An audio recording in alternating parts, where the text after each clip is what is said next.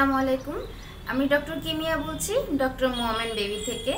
আজকে খুব কমন একটা টপিক নিয়ে আলোচনা করব, যেটা নিয়ে আমাকে প্রায় আপনারা প্রশ্ন করে থাকেন, বাচ্চার পায়খানা নিয়ে। তো আমি একেবারে বাচ্চার পায়খানার বিভিন্ন পায়খানার ছবি দেখায়, কোন পায়খানাটা কেন হয়, কি কারণে হয়, কি করা উচিত, কখন ডাক্তার দেখানো উচিত, সেভাবে আমি সিরিজ আকারে ভিডিও দেওয়া শুরু করবো ইনশাআল্লাহ। তো আসেন প্রথমে আমরা জেনে নিই যে বাচ্চার পায়খানাটা আমাদের চেক করা কেন প্রয়োজন। এটা সাধারণত 4টা কারণে আমরা বাচ্চার পায়খানাটা চেক করি। যেটা হচ্ছে যে বাচ্চা পরিমিত পরিমাণে খাবার পাচ্ছে কিনা, আপনি যে খাবারটা দিচ্ছেন সেটা বাচ্চার হজম হচ্ছে কিনা, এমনিতে বাচ্চা সুস্থ কিনা, আবার কখন আপনি ডাক্তারের কাছে নিয়ে যাবেন বাচ্চার পায়খানা দেখেও কিন্তু বোঝা যায়। প্রথমে 3টা কথা জেনে রাখা ভালো যে একটা বাচ্চা জন্মের পর থেকে প্রথম 1 বছর কিন্তু বাচ্চার পায়খানার রং এবং ধরন প্রায় বদলাতে থাকে।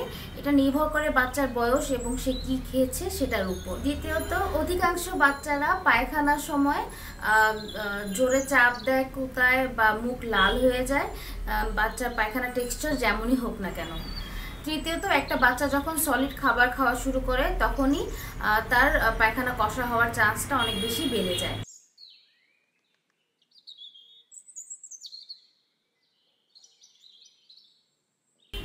এটাকে আমরা মিকোনিয়াম অথবা নিউবর্ন স্টুল বলে থাকি।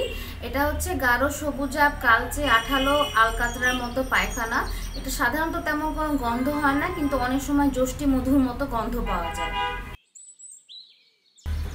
এটি সাধারণত জন্মের 24 থেকে 48 ঘন্টার মধ্যেই বের হয়ে যায়। এই আঠালো বর্জ্যটি আপনার গর্ভ থাকাকালীন নবজাতকের পেটে জমতে শুরু হয়। এর মধ্যে সাধারণত থাকে বাচ্চা যেই পানির মধ্যে ছিল, অর্থাৎ অ্যামনিওটিক ফ্লুইড, সেটি, সেই সাথে বাচ্চার খসে যাওয়া চামড়া, চুল এবং পাকস্থলীর নিজস্ব রস। এটি যেহেতু প্রথম বাচ্চার পায়খানা এবং খুব দ্রুত নির্গত হয়, সুতরাং সাধারণত হাসপাতালেই বাচ্চারা এই মেকোনিয়াম বের করে দেয়। জন্ম দেওয়ার পরপরই মায়ের সর্বপ্রথম শরীর থেকে যেই দুধ নিঃসৃত হয় সেটাকে বলা হয় কলোস্ট্রাম। এই কলোস্ট্রামটি প্রাকৃতিক রেচক হিসেবে কাজ করে, অর্থাৎ এটি মেকোনিয়ামকে দ্রুত শরীর থেকে বের হতে সাহায্য করে। আর যেসব বাচ্চারা সাধারণত ফর্মুলা ফেড বেবি হয়, তাদের মেকোনিয়ামটা তুলনামূলকভাবে বের হতে একটু বেশি সময় লাগে। একটা বাচ্চার যত দ্রুত মেকোনিয়াম শরীর থেকে বের হয়ে যাবে, ততই তার জন্ডিস কমতে সাহায্য করে। এই মেকোনিয়াম পরিষ্কার করার সময় বাচ্চার শরীরে পেট্রোলিয়াম জেলি অথবা অলিভ অয়েল দিয়ে পরিষ্কার করে নেবেন।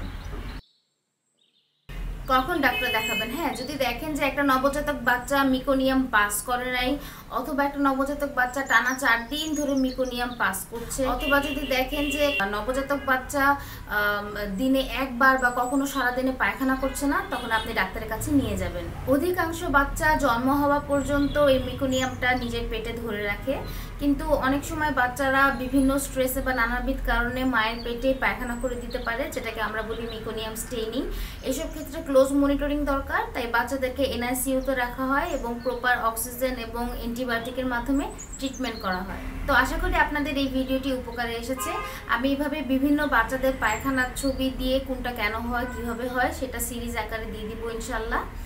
আপনারা ভালো থাকবেন, সুস্থ থাকবেন, আপনাদের সোনামণিদের যত্ন নেবেন। আসসালামু আলাইকুম ওয়া রাহমাতুল্লাহি ওয়া বারাকাতুহু।